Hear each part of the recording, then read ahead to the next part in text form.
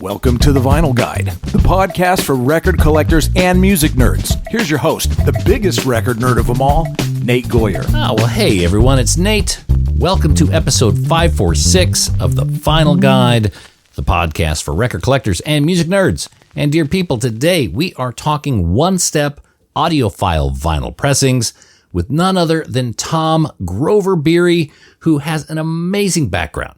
20-some years at Warner Brothers, Tom was a main driver of the vinyl revival, an architect of Record Store Day, and today his ears are still doing the Lord's work.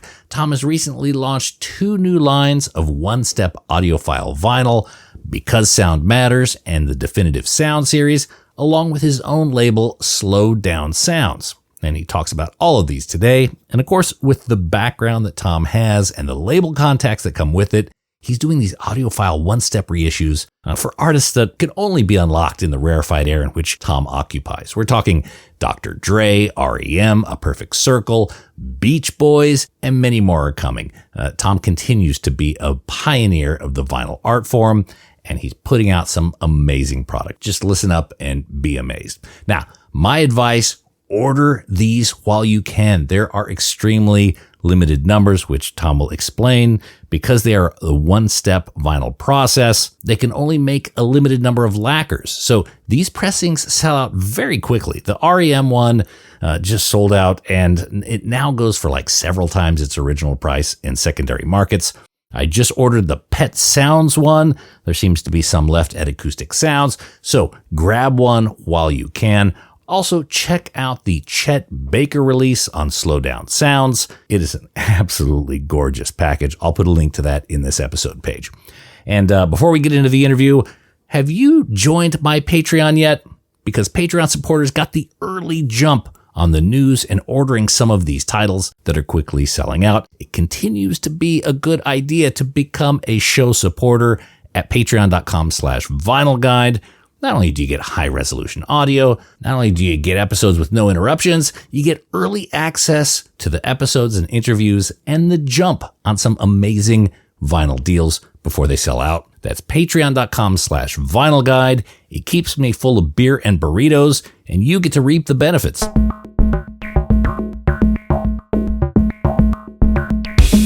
All right, let's jump on the horn with Tom Grover Biery and talk about one-step audiophile vinyl pressings. Ladies and gentlemen, this week on the Vinyl Guide, we are welcoming friend of the show, Tom Grover Biery. And Tom, I've you and I have become friendly over the years, but I first heard your name from Ken Andrews of Failure when he was talking about how they got Fantastic Planet launched on vinyl. And this is years after the fact that the record had been released, or the CD had been released. People weren't even talking about vinyl at this point. And then here comes this savior of theirs, Tom Grover Biery, who suggested, perhaps foolishly at the time, that this album should be available on vinyl. And we are all grateful for it. So, Tom, welcome to the show. I'm glad to have you on. If you can, spend a moment giving people a bit of perspective on your background. So the short version, which there is no such thing as a short version with a decades-long career. But I worked at Warner Brothers Records for 20 years, and the last 10 or so had a significant executive job, and ultimately ran the company day to day. And so inside of that moment in time was also piracy and file sharing and Napster and all this stuff. This is before Spotify and iTunes showed up, right? And we're just trying to figure out ways to generate new revenue streams, right? And I was just always a vinyl guy, and I thought, well, we should try to start doing some vinyl records. And this goes back to about 2004-ish. And so because I had this big job, nobody could really stop me from doing it. But nobody really had to help me much. And that's how I started to learn how to make records, is because I wanted to do it. So that's how I began my relationships with people like Chad at Acoustic Sounds, was very helpful in the early days, like still a good friend. Talked to him the other day. Don McGinnis at RTI, Rick Hashimoto when he was there, now at Fidelity, Doran, who does play. All these are long, long relationships. And it all goes way back to just the idea of, well, maybe we should try to stand for sound. And maybe we should really try to like have some vinyl records come out and see what happens. And so we did that, and it exploded. The billing went from around 300,000 top line revenue to over $5 million in 18 months. Wow. So Yeah. when you suggested vinyl, and Fantastic Plan is probably one of a handful that you threw out initially, yeah? Yeah. How difficult? Well, of course, you were the boss, but you must have got some very weird looks of people saying, vinyl, that's been dead for 20 years. I definitely did. But my boss was a guy named Tom Wally, who was the chairman, and he was a visionary and a record guy, and he was like, do it. He was totally supportive. And so I just did it basically. And the first records were done by Kevin Gray and Steve Hoffman.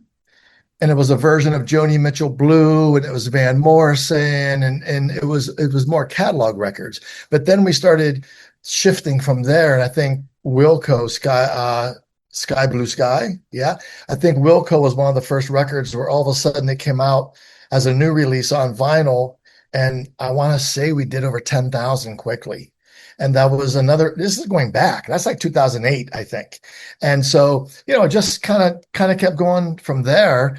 And with failure in particular, it was always such a great, like internally, the company loved failure. We didn't have the success that any of us would have liked, but it wasn't from a lack of not believing. And it just seemed like it was such a great sounding record. It was LA, K-Rock was supportive at the time, whatever. And it just seemed like a good one to do. And now that pressing is like, that's a hard one to find, and it's expensive.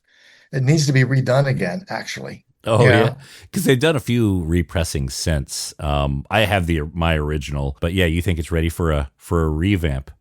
I mean, we'll get into this at some point, but it could, almost sounds like it could be a good one step in a way.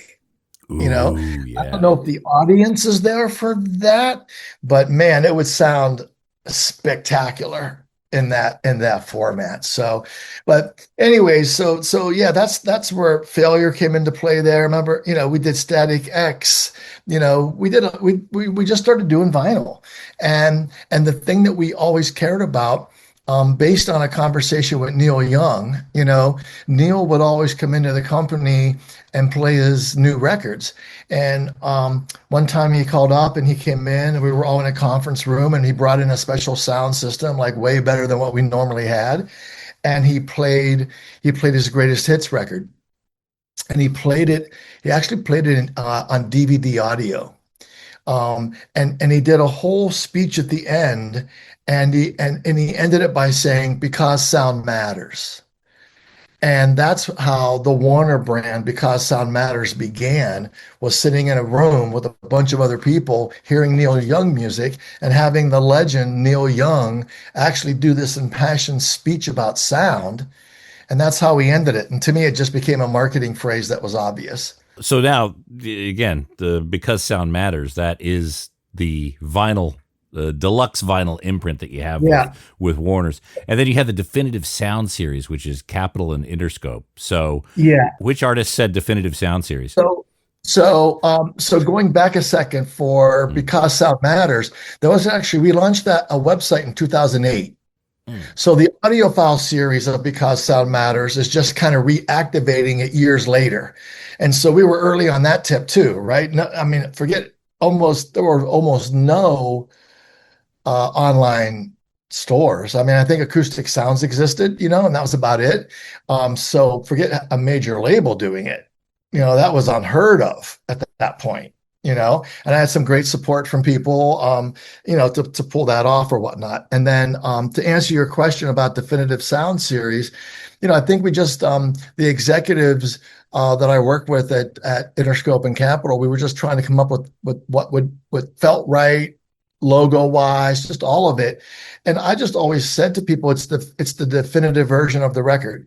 And it kind of just went from there. And that's how the definitive sound series, which is short, DSS and then BSM, and the way that I fit in there is the simplest way to describe it is, I'm a consultant to both companies. And one of the reasons that I did it that way, because I have my own label, Slow Down Sounds, as well, but I knew that a big company's not going to license me Linkin Park and Green Day and Dr. Dre and Beck and REM. It's just not going to happen. And so I was able to, based on years of relationships and so on, and people believing in it, Warner signed up for it, and we did Linkin Park and Green Day and Katie Lang and most recently Prince and Tom Petty. And then at some point along the way, actually the most supportive person at Warner for that website was a guy named Xavier Ramos, and he's now a senior executive at Interscope Capitol. So he was there from the beginning as well at Warner.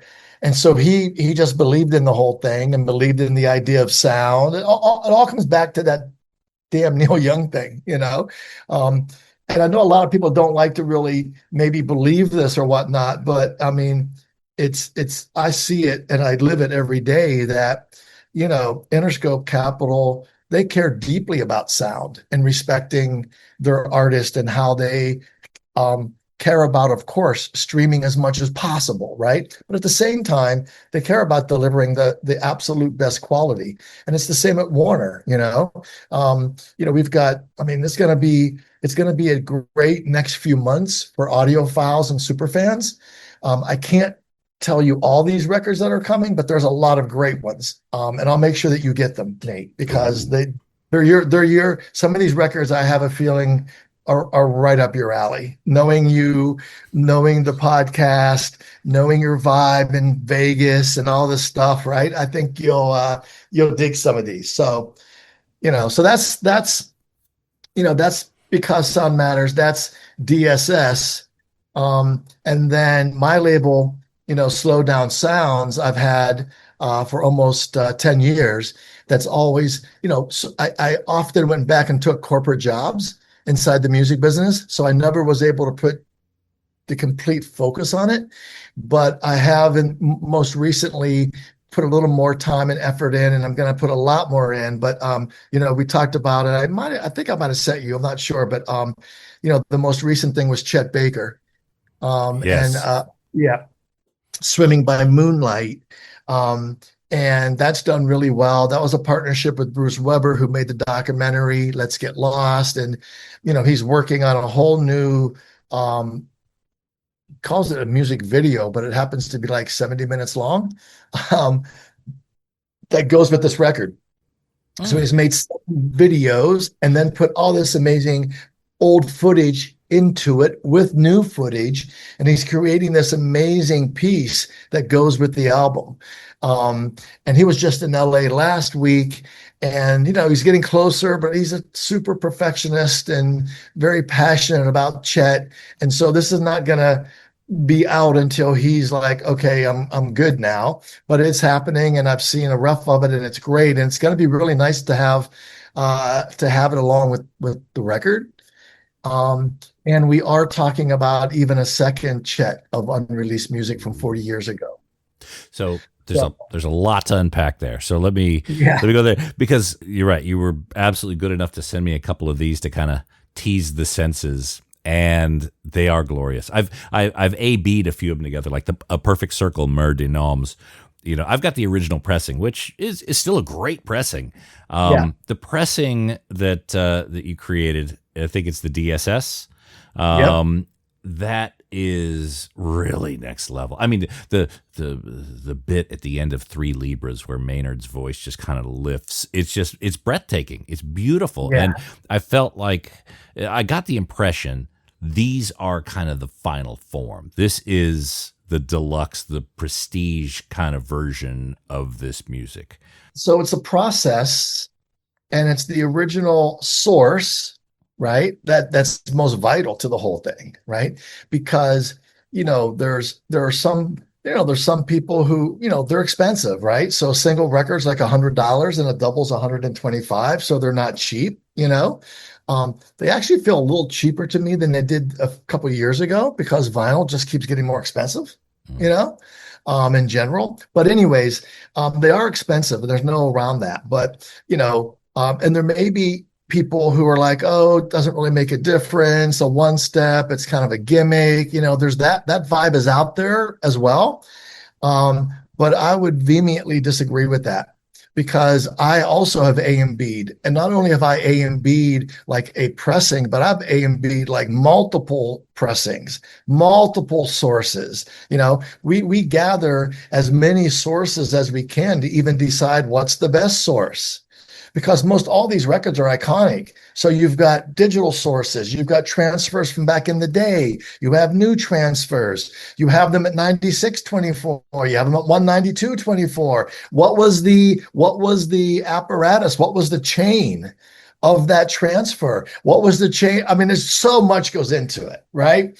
And at the end of the day, I feel that the one-step records are just super revealing. And so my role as a producer of these records isn't to really change anything. It's to take what's on the tape or what's on the file and present that in the best possible sound. We're not, Chris Bellman does a lot of these records if they're from tape. Levi Seitz at Black Belt Mastering does a lot of the digital stuff. We're all simpatico.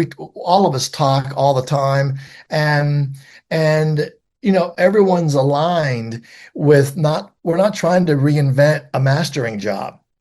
We're just trying to take what's already there. And in the case of Prince, it was a 192/24 EQ file, and that's all that Prince ever delivered to the label. So he clearly wanted that to be used. He did deliver the tape, right? But I was afraid of using the tape because you have to cut so many lacquers in this process. And I'll get into the process a little bit, like just a quick snapshot of what it looks like. But anyways, people at first were like, wait, I don't know about this. And then once they sort of heard it a couple of times, they started to realize like, this is pretty great. And it's the same. I mean, I'm so fortunate that people have responded this way. Okay. So the price is one thing, but the actual sound of the records, I mean, most fans are into it. If you look at Discogs reviews, I mean, forget the reviewers in the audiophile world who I appreciate and love. But when it comes down to it, this can't sustain and can't be something. And I can't develop an actual new variant, which is the goal. I'd like to release current records in this format, but it can't happen without fans supporting it. And so fortunately, most fans seem to love what we're doing. Oh yeah. Well, it's rewarding. I'm starting to try to fill in the gaps in my collection. Like I've ordered the Prince now. I've ordered the REM. There's a few others that are kind of like, okay, because I want to collect them all. And some of the music is not something that I would listen to all the time. So Tom Petty, Wildflowers, that was not a record that was totally on my radar.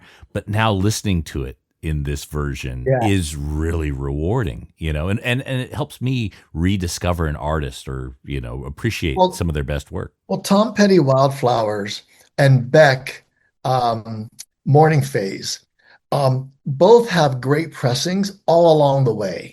They're great recordings done really well from the get-go, and they have really awesome pressings out there. And I was really, I wouldn't say the word worried, but I was curious how the response would be to both as a one step, because the normal pressings that are out there are really great, right? And somehow, seems like we beat them, because everybody, like the reviews on Tom Petty and on Beck and fans, and I mean, people they just get that it's next level. Is it dramatic in those regards? No, it's not. REM's maybe the most dramatic for whatever the reasons are. But Petty and Beck, it's not dramatic, but there's enough of a nuance there that people seem to really get it. There's something that's left behind. Mm-hmm. And to me, that's that's my argument for the naysayers of one steps, right? Or the naysayers of an heirloom type record, because these are numbered. They will not be repressed. They're very collectible, you know, and they're going to only go up in value for sure. If you look at, I know you collect and buy a lot of records, as do I, right? And we don't do it, at least I don't think you do from what I know of you. I don't do it thinking, oh, it's going to be valuable later. It's just a nice add-on when it is. Yeah. And that's what these records represent, right?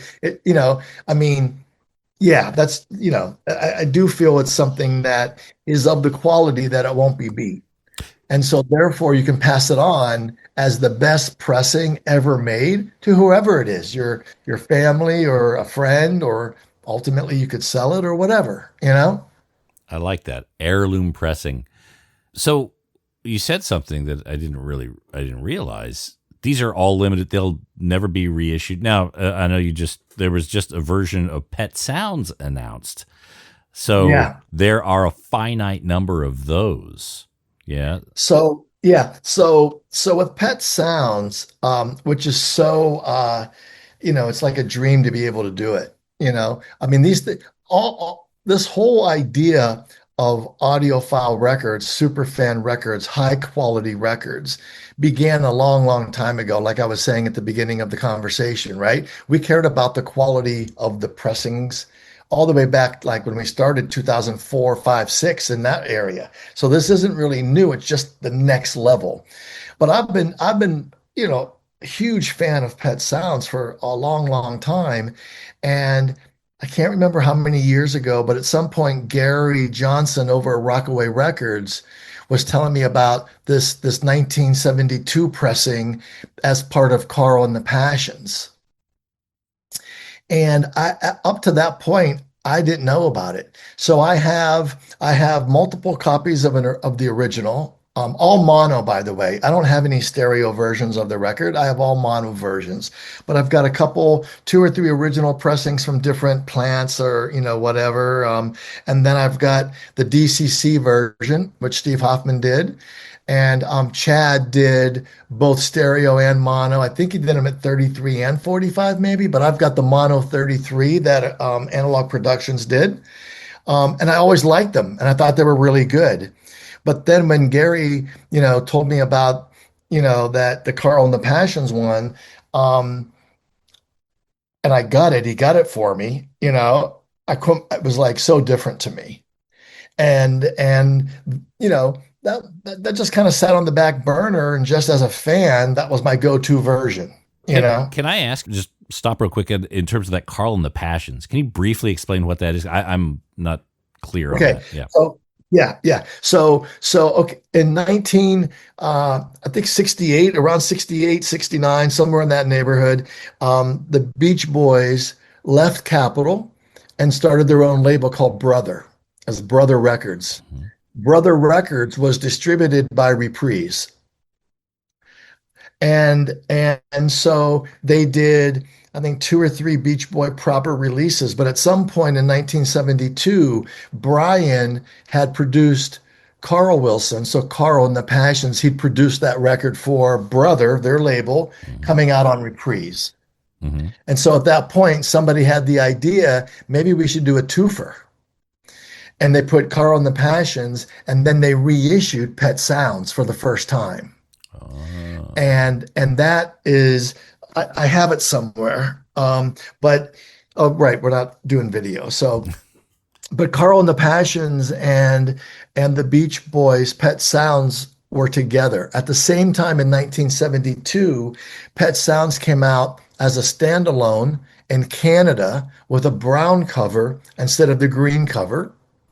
And then from that point forward, 74, 75, they started reissuing Pet Sounds through their own label with a brown cover as opposed to the green one. And so, once I got into it, the archival team at Capitol, we found the 1972 master, so we found the tape. And what did Brian do to that tape that made it so different? So I don't think Brian necessarily did anything, and it's kind of hard. I've read a lot of different books, and I've asked a lot of people that have been very involved with Brian and the Beach Boys for a long time, and I never could get like a complete straight answer. But the best that I can tell, they put out three records. The Beach Boys put out three records in 1965, and then Rubber Soul um, was around, came in 60.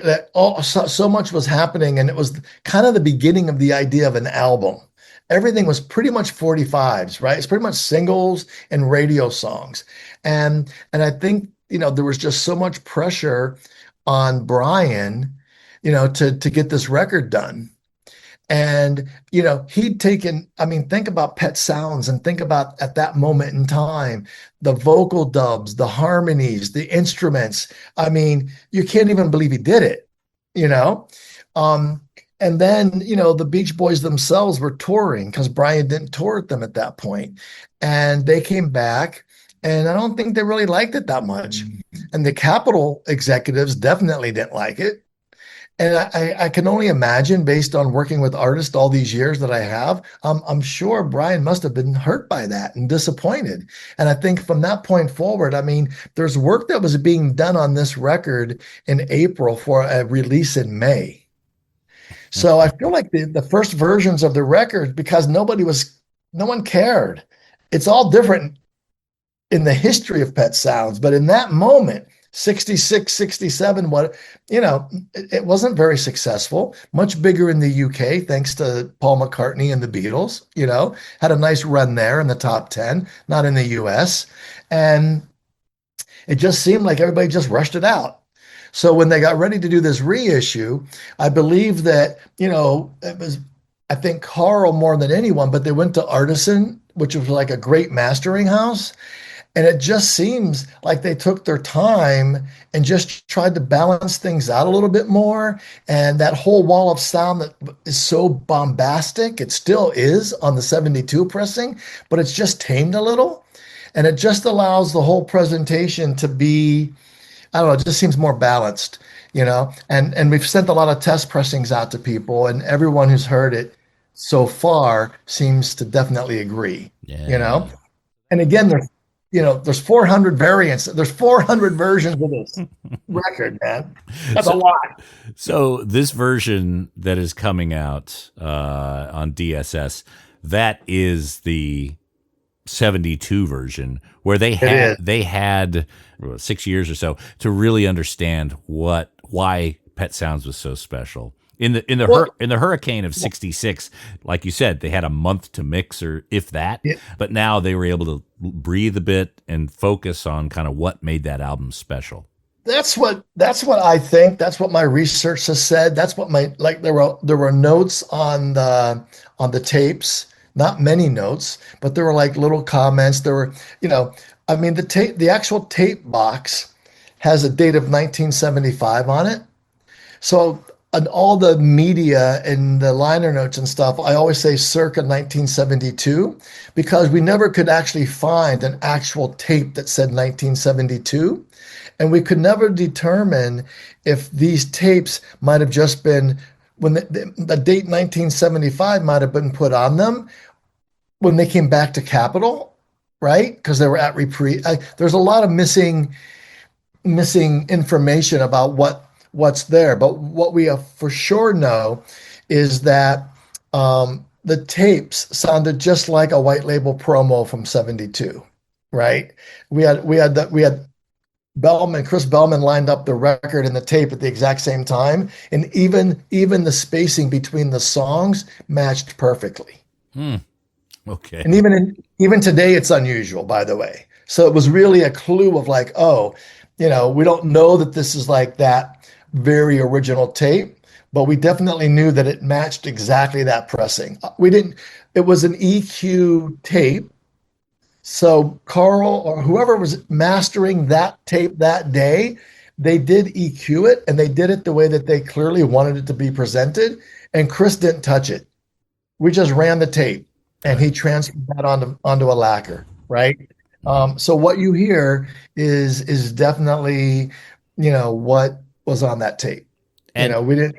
boost anything. We didn't mess with the thing. It was amazing. And this reissue, how many of them are going to be available? And then they're done. So it's part of the 60th anniversary of Pet Sounds. So do you know about the vinyl file series?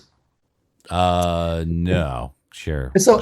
It's another audiophile series that's done inside of UME, inside of Universal's catalog division. Mm-hmm. I'm not involved with it, but there's a version coming out of Pet Sounds mono stereo of the mono's the 66, some version of that. And then the stereo, I guess, is what Mark Lynette did at one point. But again, I don't know that much. But then there's a Zoetrope version. There's like a CD sessions. And then there's this DSS one step. So they're all coming out May 15th. The retail part of the record is probably going to end up being a little later, but we'll ship D2C and we'll do all we can to get it all out in the middle of May. But we're doing 6,000. And that's not that many for such a landmark record. No, I was going to say, and I don't know when this will air or whatnot, but I mean, I would not sleep on it because it's gonna be really close, if not completely sold out before it comes out. And so, in retrospect, we probably should have made more to meet the demand, but at the same time, we weren't really sure. It was a different version of, there's so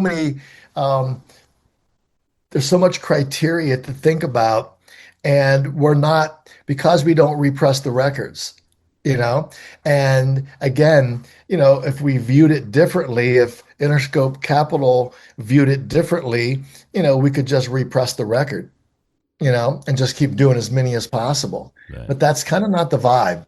We're trying to create, like I said earlier, like these heirloom type records. So there's 6,000 and that's all there will be. Now, that's not to say that we're not thinking about another tier.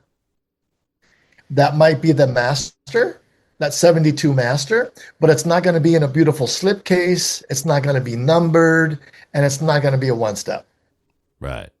I do a 3-step, and I meant to sort of bring this up earlier that, basically a 3-step record goes through a process of the source to a lacquer, to a father, to a mother, to the stamper, essentially. A 1-step record goes from the lacquer to the stamper. You still have to do a little plating to make the convert, but it's basically you're going from the lacquer to the stamper, and then you're making the records. And you can only get about 500, maybe 750 at the most from that stamper. So instead of cutting one lacquer, for Pet Sounds, we cut 9 because you only get so many pressings per lacquer. And that's one of the reasons these records are expensive. Mm-hmm. Because the mastering alone is 9x on this. People don't, fans don't really know that. It's just, we're all constantly talking about it, but just the mastering alone is 9x. Yeah. And the one thing I know that I think people will relate to is the generational loss. If you take a tape, record it to another tape, then record that tape to a third, you start to lose fidelity pretty quickly. That may not be such a drastic drop off with vinyl, but it's there. So the more generations you go through, the more steps you go through, the more incremental loss you will have along the way. So that's, again, I think was part of the secret sauce of what makes these sound great. And also the vinyl compound, it's so quiet. When I put on that Tom Petty, I was like my first thought was like, fuck, is my receiver on? Like, I thought, what is that? I love that you said that, Nate, because that's the other, it's this company Neotech. That's, by the way, they make the regular 180, they make the regular pellets too, right? But they him, a guy named Casey Gibson and Don McGinnis that owns RTI, they developed this together. I think mostly Casey. And not many presses can even handle the compound. It's very finicky. There's a lot of waste with it. It's not simple. You got to QC this thing every day, all day long. You got to look at every one. They're very susceptible to thumbprints. So the vinyl itself is the whole thing it's just a different compound, but the benefit of it is what you're saying, where it is so dead quiet, which is all part of the clarity and the dynamics of the music truly being all you hear, you know? And when I forget the occasional pops or whatnot that come with current vinyl. For me, I can almost tell you who pressed a record just by listening to like the space in between, the lead in and the lead out. Sometimes they're just unbelievably noisy. And once the music starts, it's as long as it's not a quiet record, you're good. But if it's a quiet record, that noise is there. It doesn't go away. It's just Oh, masked, right? And so it just has an impact on that ultimate sound. And I do think the big difference for me, anyways, Neotech, not every plant uses Neotech, because it's more expensive. Just like wine or a restaurant or like anything, you can get like, you're cheaper, you're middle, and you're expensive. And the Neotech vinyl is expensive, like the raw compound, not just the D2, which is what we use for the one-step records, but their normal vinyl is amazingly quiet. I mean, the records I've been hearing, and I'm not just saying it because I do all my records at RTI, but their pressings right now are so quiet. And they did a couple things recently that just somehow, I don't know, that they're just I'm just so impressed with their pressings right now. Not to say that like there aren't other people making great records. Chad makes great records. Paramount, Dave makes great records. Got a Groove, great records. But at the same time that there's those guys making great records, there's twice as many making not so great records, or maybe what you would just say are normal records. You know, well, um, the more we listen to great records, the more we recognize when they're not so great. Right? yeah, Is this the same compound? Where was it? Joe Harley, the project, the ones he yeah, did before Blue Note. Is that the same compound that he was using? it is. It's not the D2 compound, Right. but it is still Neotech. It's called VR 900. Yeah, so music matters. Yeah. It's been a compound that RTI has been using for a very, very, very long time. But there's the vinyl compound's one part of it. I mean, I used to. This is going back maybe at least 10 years. We used to sit around the kitchen table and talk about like, a version of farm to table, like what are the ingredients? And I remember writing like sticker copy, and it just seemed too much for people to comprehend. But honestly, these are ingredients. The print is an ingredient. The paper is an ingredient. The compound's an ingredient. It's all an ingredient to getting that amazing sounding record, you know? So I'm curious as to your opinion on this, because in the past few years we've had controversy around what is the proper master, and I think Mophie got its fingers burned a little bit.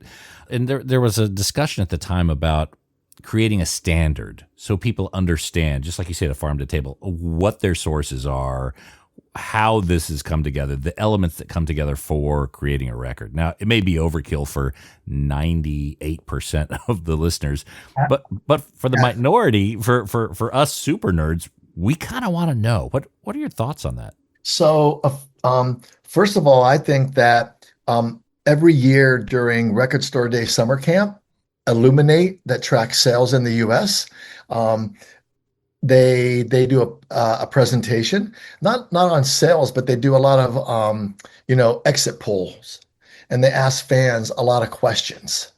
And I've been going, I think, for 3 years now. And quality used to be like 9 or 10 on the list of why people bought vinyl. And last year it was either 2 or 3.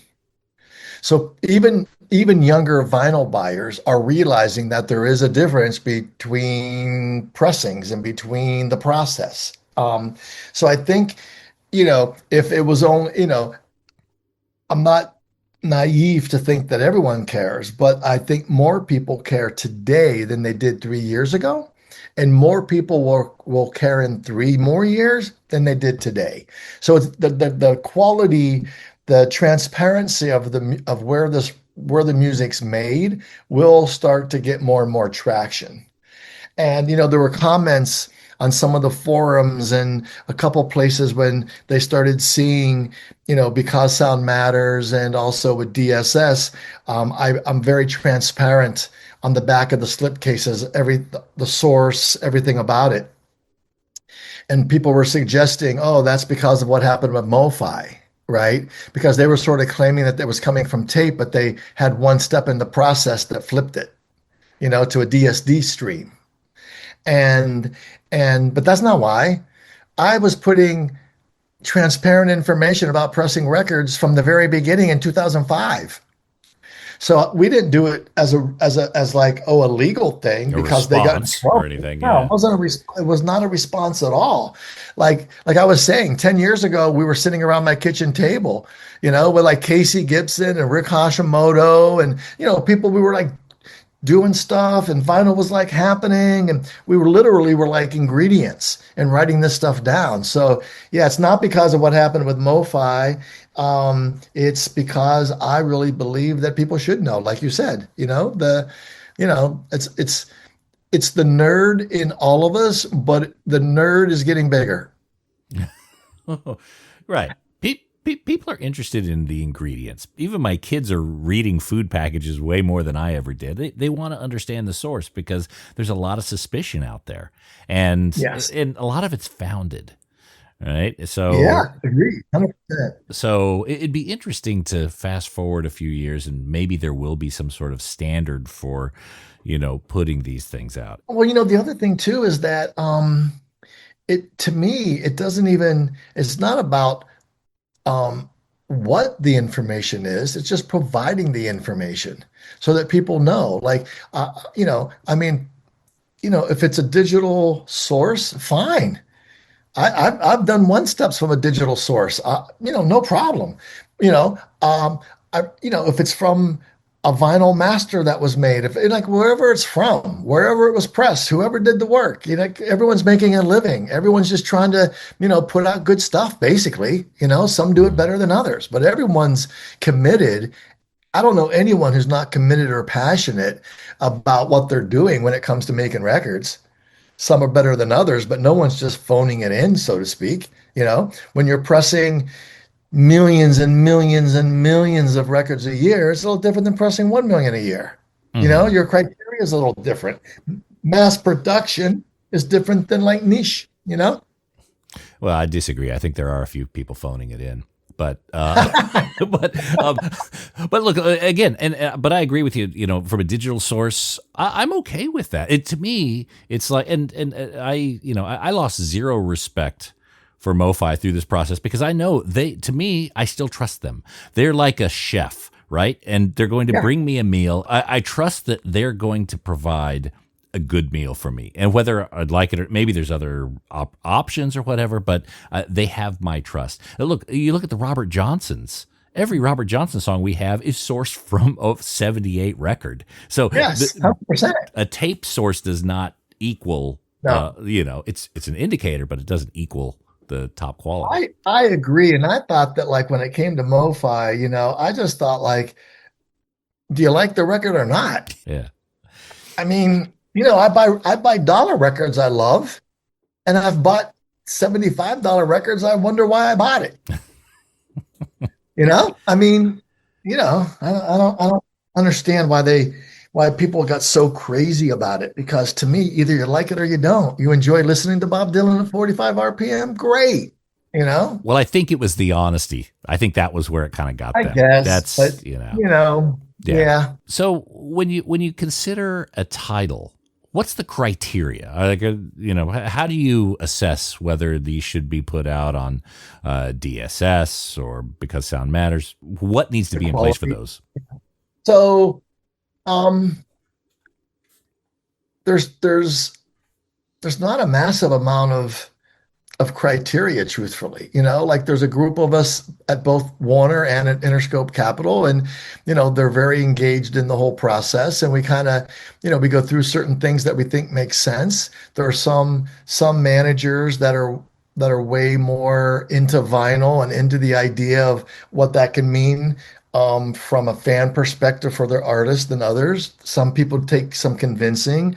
Um, we look at like in some ways, it's weirdly helpful if there hasn't been a great pressing over the years. Um, but I think we've sort of recently proven with Beck and Petty especially, that even with great pressings out there, there's still like this great market for like the next tier up, you Mhm. know? We look at obviously we look at Discogs like we're kind of all looking at it all the time anyway. So we try to like ascertain as much info as we can, like what's an original go for, what's the most recent reissue, where was the reissue done, what was the source. Source is a big deal. Like we definitely we've done a really good job of explaining to artists and managers why we need flat masters or final mixes and not a master that's been compressed to hell. Mhm. That we can't use those for a one step.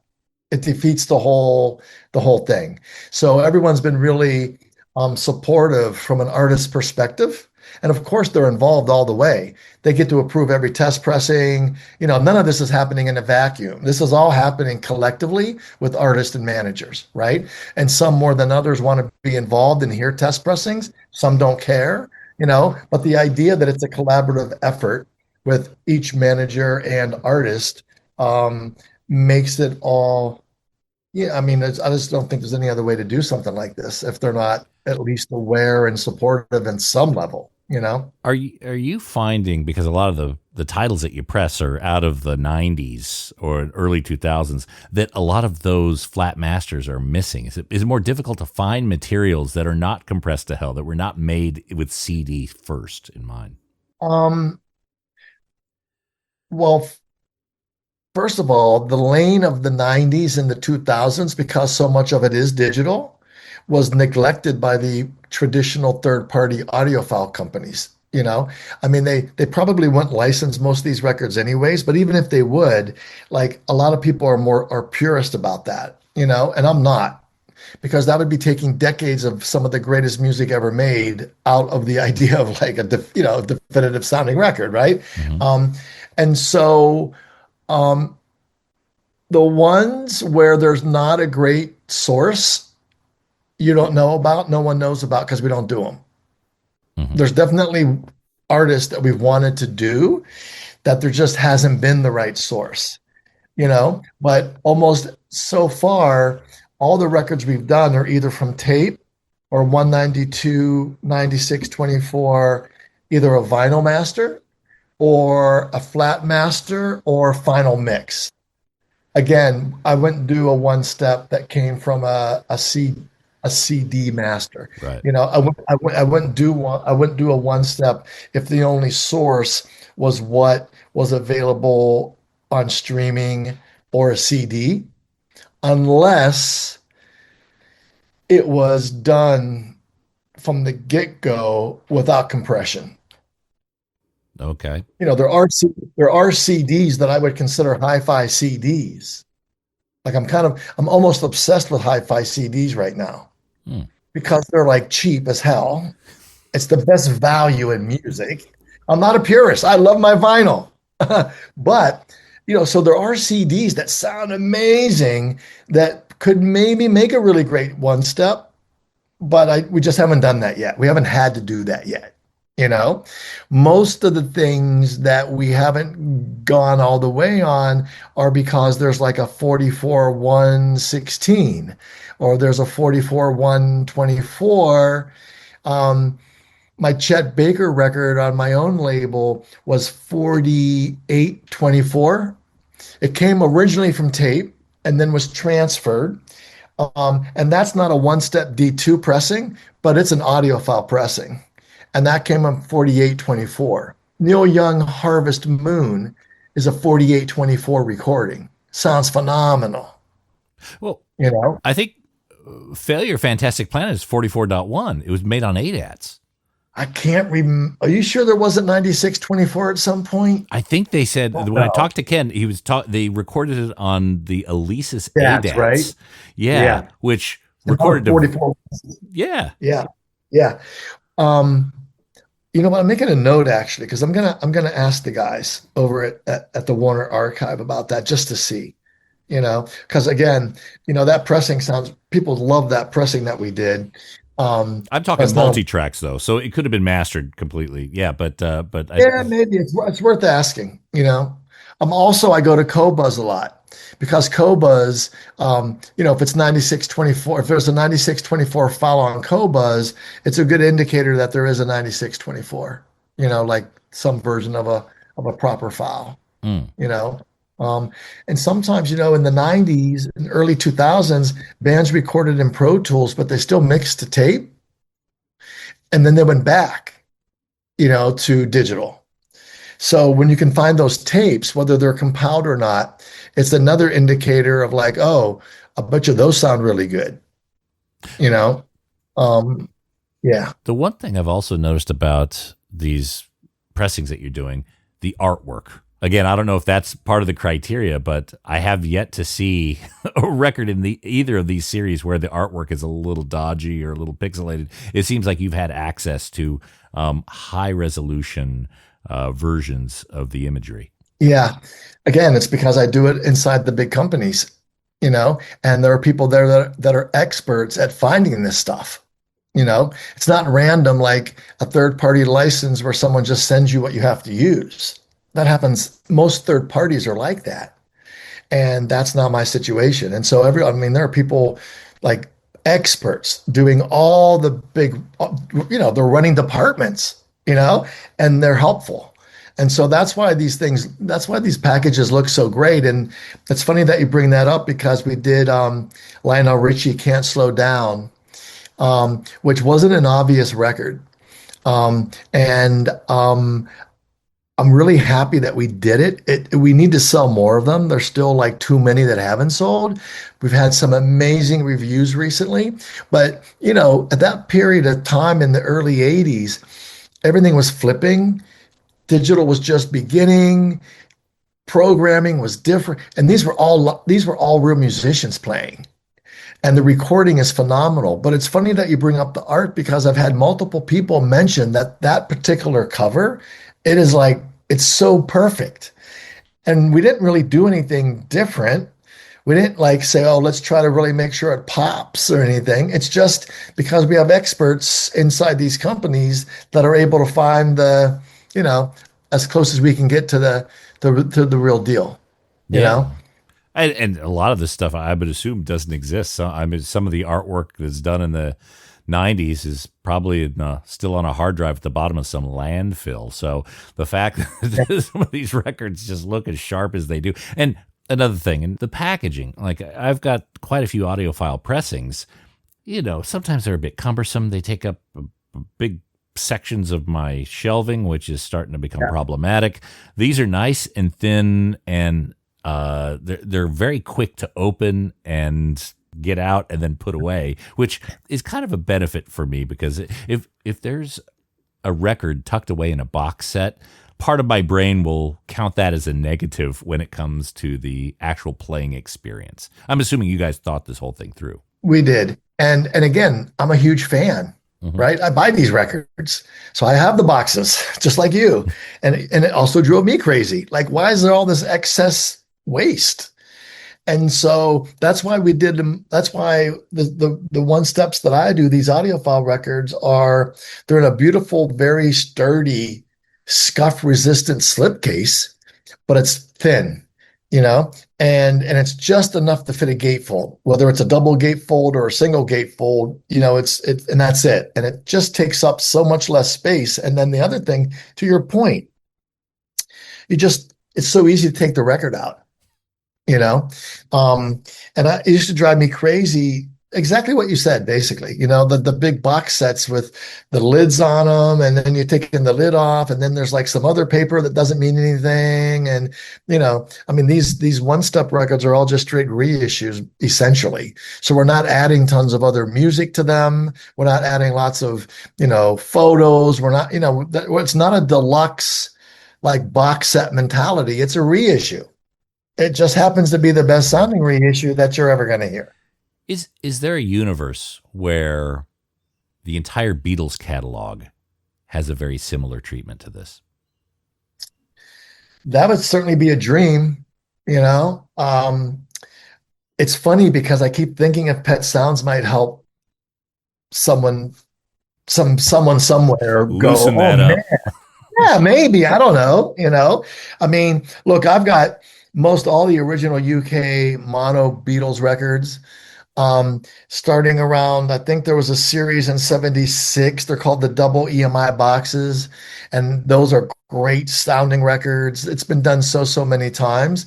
MoFi, of course, back in the day did them all, but no one's ever done a one step, you know. So I suppose the door's like some version of open, but yeah, certainly not at this point. But yeah, that'd be not just the Beatles though. Think about, I mean, I don't know. I'm just so bullish on the idea of the sound. And so when I think of my most favorite records in my own collection, why shouldn't they all have it? Like why wouldn't you want every Springsteen record as a one step? You've got the Wild and the Innocent, and you've got Greetings that MoFi did, you know. Um, but why not? Like I don't think there's a one step Dylan record, not a one step Stones record. There's not a one step Who record. There's not a one step many records. And so, for me, it's about trying to create a whole new variant. And it's not a money grab. It's never been about that. It's about trying to figure out how younger new fans of vinyl can experience the sound as early as possible and enjoy it forever. And you don't need to go and buy crazy gear to get the benefit of the sound. You can, okay, are you going to get the benefit of the sound on like a Crosley or cheaper Audio Technica, which are great to have for kids, whatever. I'm not dissing any of that. I think the earlier anyone can get into this hobby, the better. But once you start getting into like an entry level like Rega or like a normal, decent turntable speakers, you don't need crazy stuff to go, wow, this sounds amazing, you know? So um, that's the idea. And I don't know if I'll succeed in this long-term goal or not. I have no idea. Like, big companies can just say they don't want to do it anymore at any time, but fortunately they're selling, you know, and I think, I don't know. I feel pretty confident that as more and more records come out in this format, that more people will want to do it. It makes total You know? sense. It's like, to me, these records are kind of the Mercedes, right? Yeah, And I've exactly. got a lot of Hondas, which are fine. They get me where I need to go and they work and Yeah, sound beautiful. But, something again, I'll go back to that Tom Petty or that A Perfect Circle. Fuck, it's glorious, man. And yeah. so, especially my favorite records, I could, if I've got a particular Stones record I really want, Some Girls, to me, that's my favorite. That's the one I would have in a That's my top favorite. quality pressing. The others, Yes. maybe I could, I'll accept the Hondas for black and blue. But Yeah. yeah. Yeah. That's exactly how I look at all this, Mhm. right? So, um, I think I sent you a test pressing of my Terry Callier record that's finally going to come out, Occasional Rain. Mhm. So I wanted to at least like, plug that a little bit because that'll be up on a pre-order at Slow Down Sounds, probably like within the next 10 days or so. It's going to come out in June. So I'm going to have an actual date and announce the whole record soon. So that's happening. And then, do you ever hear this band out of San Antonio called Hacienda? You ever hear these guys? I'm not familiar, no. They were Dan Auerbach's backing band on his first tour as a solo artist. Okay. Dan Auerbach of Black Keys. Yeah, the Black Keys, yeah. And he produced their first couple records, and then I had a label inside of a management company, and I signed Hacienda to my label, and Dan produced that record. Anyways, essentially it was three brothers and a cousin, but now it's just the three brothers, and they took about 12 years off. They've got families, etc., but they're making music. And there's been a record that they made that I put out called Oaxaca Sun that's been streaming for a while, but now I've got a new master of it, and that's up for sale as well. And that's a great like guitar rock record. And those guys are, I've been thinking a lot lately about the world we're living in with so much AI generated music, AI driven algorithms, and jazz. And I feel that it's an interesting time that certain bands, certain music, they deserve to be heard, right? 120,000 songs a day in Spotify. So how in the world are you going to find a Hacienda song? You're not.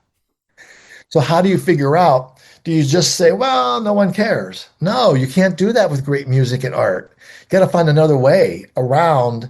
How do you get people to pay attention to the idea of art? Shit that's coming from someone's heart and soul. It's what they have to do, right? And I think jazz musicians in particular have always been that way. None of the Blue Note records ever sold anything, and yet they're the most collectible records in the world, right? But they didn't sell shit. That's part of the reason they're collectible. So I just keep thinking about the idea of commerce versus art, and that age-old sort of conversation. And the thing that came crashing into it is the algorithm and the AI. And, it used to be everyone's biggest goal used to be, how do you get on an editorial playlist, right? Doesn't even matter anymore. Now it's about how do you flood the marketplace so you can jack the algorithm. And so I feel all that plays in to the idea of slow down sounds. The whole name slow down sounds came from the idea of slowing down. And so I'm going to start to double down on some of these creative people that just want to put music out, so stay tuned. I'll let you know. Yeah. Well, look, when your name is on the back of a record, it's a stamp of approval, and certainly makes me, pay attention to it. You've got phenomenal taste, Tom. I just noticed you're you were one of the people who were involved in Soul Coughing Ruby Vroom reissue. Yeah. So yeah. Again, that's kind of a deep cut, and what a wonderful band that, again, I think never had the platform that they deserved. A great band and great live band, right? So when I was at Warner, they were on Warner. So I worked with those guys really, really closely. So it was a real treat to be able to do the reissue of Ruby Vroom, which, by the way, we got the original tapes. We had them transferred properly. I mean, that record sounds phenomenal, that reissue. I'd love to hear El Oso on a one step. That would be amazing. Oh man, all those records, right? Hey, so you're a Soul Coughing fan? Absolutely. Soul Coughing and Mike Doty. So okay. So I've got something that I'm making a note to make sure I send you this. We did these homemade Ruby Vroom records. They were playing in LA, and I basically got these records made overnight, more or less. And we did silkscreen stamping for the jacket, and RTI pressed them, and they're awesome. I think they go for a lot of money now, but I've got a couple I jacked, so I'm happy. Happy to send you one. I would love that. Do you have some time for a couple of requests for upcoming releases? Yeah, sure. All right, because I think if anyone can make these happen, it's going to be you, Tom. John Frusciante, Shadows Collide with People. I don't know if are you familiar with this album at all? Oh yeah, because I was there. So that the label went through Warner, and so yeah, I know those records. Okay, and yeah. I don't know why they haven't been reissued. Look, I think he's had a few of his records reissued over the years. In fact, they just had one on Record Store Day, but Yeah. that wasn't his greatest work, in my opinion. He's got some phenomenal records that Curtains and a few others that were just, they're heart-wrenching. They're just wonderful. Shadows Collide with People has never been reissued and is so hard to find. I made a note of it for sure. What else would you like to see? Oh, okay. Again, I don't know much about labels or kind of how this all works. Okay, I'll just throw out some work. releases. Jellyfish, Spilt Milk. Well, they just got I don't know if it was Spilt Milk, but one of the Jellyfish records just got reissued as part of that Vinylophile series. Oh, okay. Yeah. So I don't know which one. It's not a one step, but it's Is that the but it's a Vinylophile thing where it's like $500 for a record? No. Okay. No, these are like $40-ish or something. Okay. They're only D2C records. They're not in stores. Got it. Okay. Yeah. Okay. Yeah. Jellyfish is a good one though. Jellyfish. Beck, Midnight Vultures. That needs reissue just in general. Yeah. Agreed. And I don't know what happened. Like the story I'm telling myself is maybe the masters got caught up in that Universal fire or something, but I don't think so. Okay. Yeah. No. And of course Beck's Sea Change. That's probably the most popular Mo-Fi record they ever did. Okay. Yeah, it's very collectible. They did a pink one and then they did black. But yeah, Sea Change would be phenomenal. We're trying on that for sure. Yeah. What else I got on my list? Oh, Marilyn Manson, Antichrist Superstar. Yeah. Again, another record that should just be out right now. It should. I know he's had a lot of controversy, but that's a lot of fans though. Well, that record in particular, I can give or take, the rest of his catalog and, pushing his personality and traits aside, that is a phenomenal, produced by Trent Reznor. It needs some sort of celebration there. Also Eminem and 50 Cent. There's a lot. I don't think Get Rich or Die Trying has properly been reissued. Yeah. Those are both inside of Interscope, and we did do Dr. Dre The Chronic, which was from tape and sounds amazing. And so, yeah, those are conversation pieces currently for sure, at least in the case of Eminem, Yeah. Okay. And one thing, again, I like about some of the reissues you're doing is there is a celebration of hip hop. There's not a lot of, are there any other hip hop one-step albums? Mo-Fi did not do a one-step, but they did a one or two Run DMC record several years ago, but no one's done a one-step. And by the way, Dre in particular, his production and all those live musicians, that record sounds phenomenal, So it's an education process to that community of why these records are so expensive. But when you hear it, there's no denying like, wow, this is pretty freaking phenomenal. Even 2001 is a great sounding record. Was it originally a single record, and then this is a double? Well, Chronic was a single record. Yeah. And then it got flipped to a double record at some point. The one step's definitely obviously a double record, but that's not the first double record. It started becoming a 2-record set. I forget exactly when, but it's been 2 records for a while. Yeah. And I think 2001 was always 2 records, I think. Okay. Yeah. 2001 hasn't been out too. So yeah, that's another. Yeah. That would be a good one. Cool. Anything else coming out you could share? Any other hints you could drop? You know what? I've been away, so I didn't get a chance to talk to anyone to ask about laying some Easter eggs on you. So I probably can't. But there are so many great titles ranging from classic Motown to grunge to just straight ahead rock. There's so many balls in the air with just a little bit of luck. Very soon they'll be like, oh my God, look what's happening. Some really meaningful bands that are currently having some of the biggest success they've ever had. Okay. And so I'm hopeful for those things. And and it's kind of crazy to me that we've never been able to get Neil Young over the line yet on a one step. And so, it all began with his conversation. you know? So there's always that to stay focused on too, you know? Hey, Nate, we'd be a little bit remiss if we didn't talk about Record Store Day real quick before, at Sure. least, That's fine. yeah. Hmm.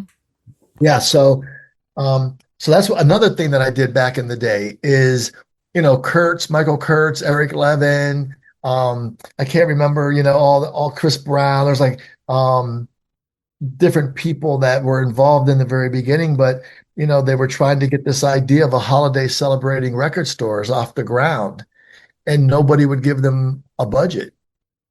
And they came to see me when I was running Warner, and it was like the greatest idea I ever heard. So you were there at the genesis of this. 100%. I was the only person who found money for them. It took 2 seconds. I mean, I thought it was such a great idea, you know? And so I'm still close to, to Record Store Day in general, like Michael and Carrie, and, I go to summer camp and stuff. So it's amazing to see not just about the titles that come out for Record Store Day, but just the overall business happening on Record Store Day. Because it's not just about the titles that come out for that day, like yesterday, right? That's the driver. But I was in 3 stores yesterday.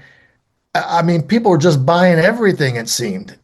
It wasn't just things that came out for Record Store Day. It was just kind of nonstop. Mm-hmm. It was wild, you know? Yeah, I talk to a lot of record stores, you may imagine, and especially down here, we don't get as many RSD titles. Right. Just, I mean, the distance, Yeah. right? And so most record stores, or a significant part of them, they will just, they'll put extra specials out. They'll save stuff throughout the year for Record Store Day and make it kind of a celebrate. But as long as you go into a record store and buy something, and a lot of them will do 30% of their annual business over that weekend. Some of it's incredible. The people that I've spoken with so far, which isn't very many, but everyone so far has said it's the biggest day they've ever had. And that says something because last year was so big. No, I mean, it's just crazy that it keeps getting bigger and bigger. But I know that it's not just based on the titles that come out. It's based on all these different records that people are just going in, and CDs too, for that matter, just celebrating that culture. I mean, I went into a store yesterday in Chicago, and like I could barely move. There were so many people, Mm-hmm. you know, and I'm sure that Amoeba had them lined up for blocks. They always do, Mm-hmm.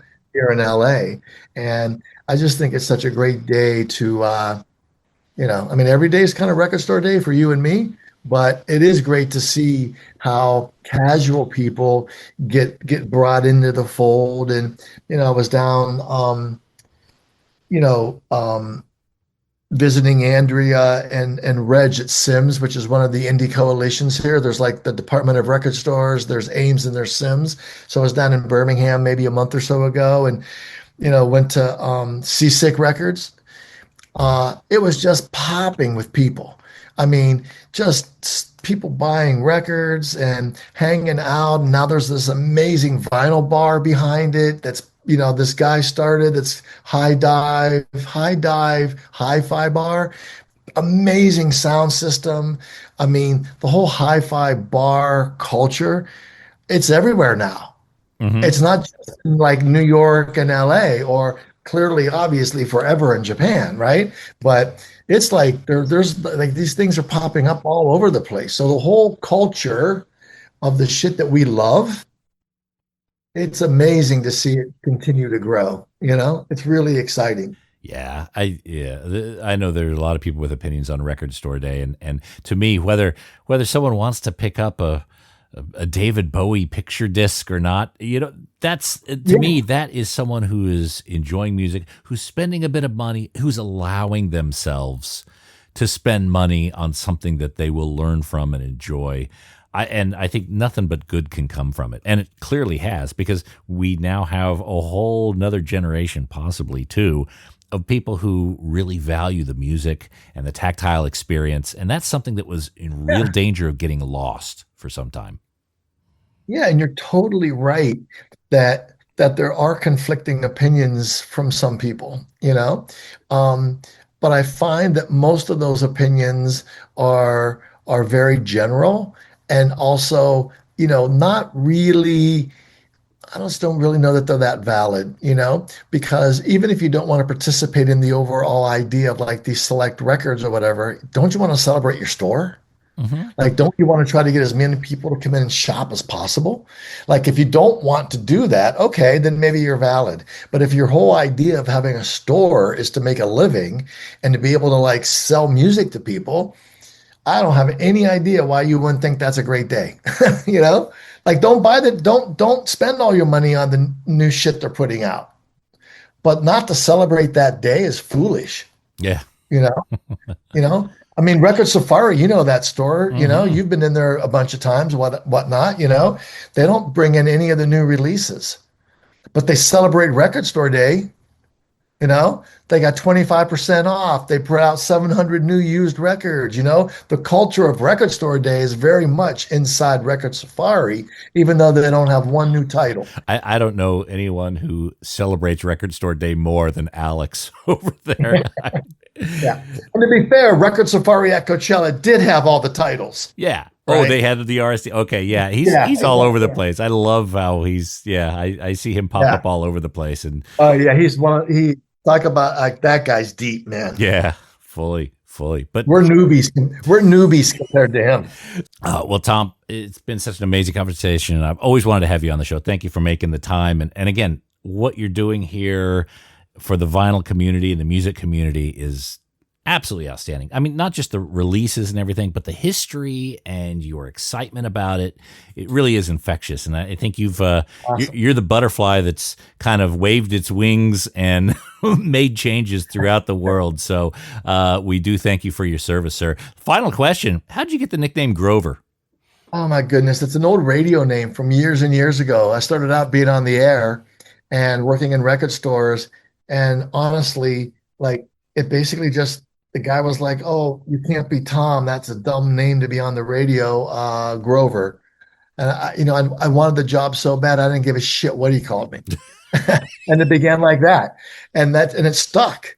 And so that's a long time ago at this point. So it's been Grover for a long time. And thank you for the kind words, Nate. You're also a champion of all this. I've been following the Vinyl Guide for a long, long time, and the amount of hikes in Griffith Park that I would listen to the new episodes, and some of your interviews and people you talk with, and everyone's down, right? It's this really amazing culture that I feel so honored to have like a little piece of influence on. It's amazing, and there's so much great music in the world that we're never going to have enough time to get to, but we try. That's part of the adventure, And I always find whenever I go to a new city, sometimes new country, and I find where the record stores are at, those are my people. If they don't speak English, they don't, whatever. Record store people are my people. Record fair people are my people. I'm going to Austin Record Fair. They're all nerds like us.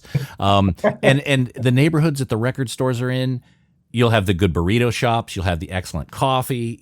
People who enjoy quality are generally in that ecosystem. So that is so true, Nate. Yeah. All right. Well, hopefully you and I will be in front of a fish taco or a coffee at some point. Tom, thank you again, man. Anytime. Appreciate you.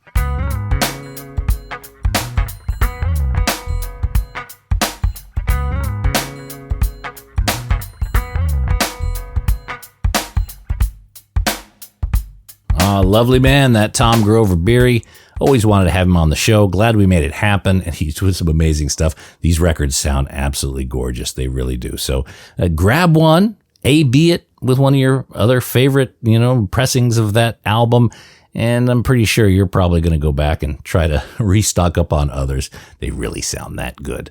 And that's it for this episode of The Vinyl Guide. Thank you so much for tuning in. Appreciate everyone who's leaving positive reviews on Apple Podcasts and Spotify. Of course, those of you who are sharing on social media, that is super awesome as well. And we'll be back shortly with a brand new episode. So until we talk next time, you all behave yourselves. And thanks again for listening to the Vinyl Guide podcast. Cheers.